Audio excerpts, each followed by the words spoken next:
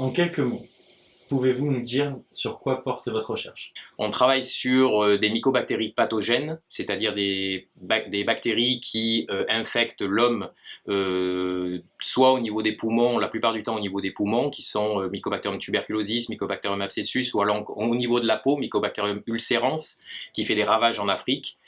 Et nous essayons de décrypter l'ensemble du métabolisme des lipides de ces mycobactéries pathogènes et de voir l'implication des molécules impliquées dans le phénomène de transfert de la maladie, de diagnostic, d'effets métaboliques et d'essayer de trouver des solutions pour pas éradiquer parce que ce serait un peu prétentieux, mais tout au moins d'essayer de réduire l'impact de la maladie. Quel a été votre parcours? Alors j'ai un parcours tout à fait classique, avec une formation académique avec mon doctorat, ensuite une formation académique dans une université aux États-Unis, un second postdoc que j'ai refait en France, et ensuite l'obtention d'un poste au CNRS où j'ai monté mon équipe. Avez-vous des scientifiques qui vous ont inspiré dans votre carrière? Alors il en existe beaucoup, mais le principal qui m'est venu à l'esprit est mon mentor, qui a été Robert Verger, et qui m'a inculqué toutes les bases de la recherche, ainsi que le début des connaissances que j'ai pu acquérir en recherche, qui m'a donné envie de continuer ce métier. Quelles sont pour vous vos plus grandes fiertés?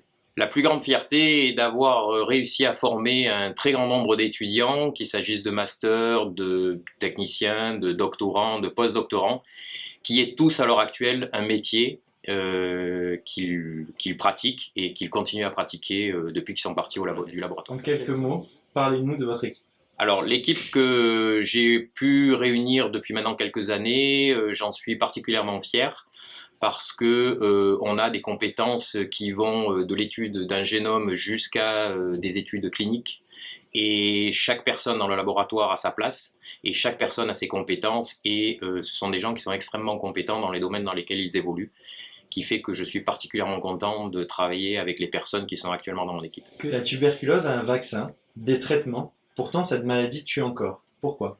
Il y a plusieurs raisons à cela, c'est que la recherche ne va pas assez vite, les moyens donnés à la recherche ne sont pas suffisants, et d'autre part, c'est une maladie qui est extrêmement complexe.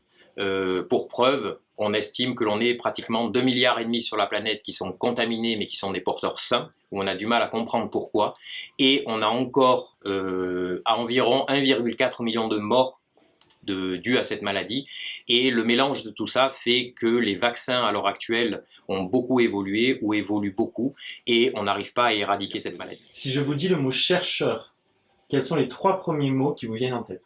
Chercheur est un mot qui est très vaste et qui veut dire beaucoup de choses et qui veut rien dire également.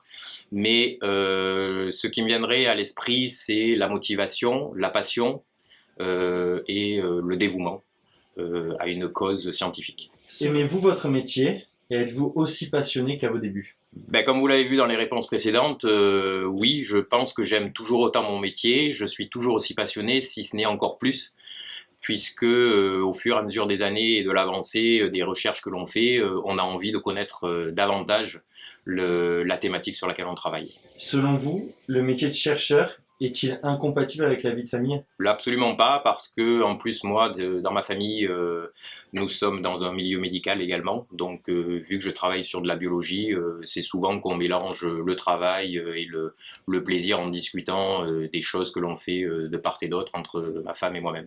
Donc, et au niveau des enfants, il n'y a absolument aucun problème, étant donné que mes filles, en particulier une, a suivi également un petit peu le même chemin que nous.